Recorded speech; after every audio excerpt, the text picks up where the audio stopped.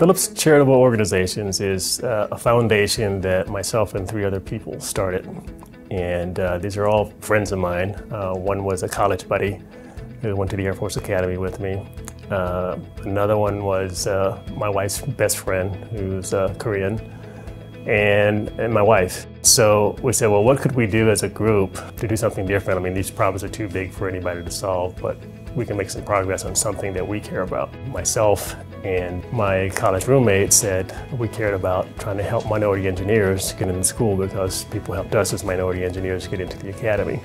My wife and her best friend said, what about single mothers? Because a lot of people in the black community come from single mothers, families, so they're headed by single mothers.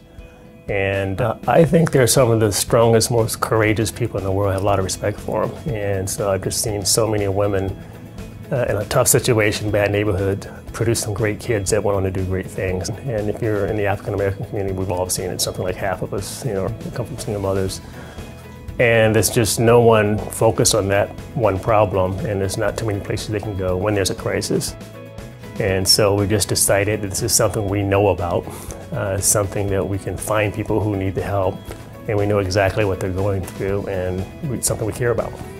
Just in general, we need more engineers in this country, I think. We're falling behind as a country relative to China and other places.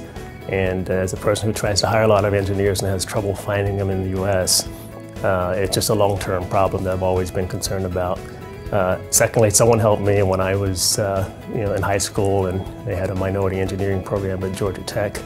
I was in high school in Atlanta, and introduced me to engineering, and it's been my career ever since. We get people calling from all walks of life and parts of the country. It just kind of happens. I don't know how word spreads, I guess. Plus, the website's up. When people call and it's urgent, I can't pay my tuition, or I'm about to be put out of my apartment, we can make a decision in 2 hours versus submitting a whole proposal and waiting 6 months.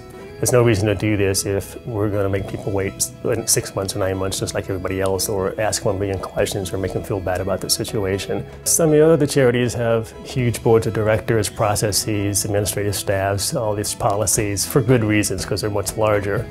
But we're entrepreneurial, is kind of the term that we use. Is we don't have to do all of that, and we all know and trust each other, so we don't have to go through all that red tape. So that was the idea behind it. It said, let's do what we can do.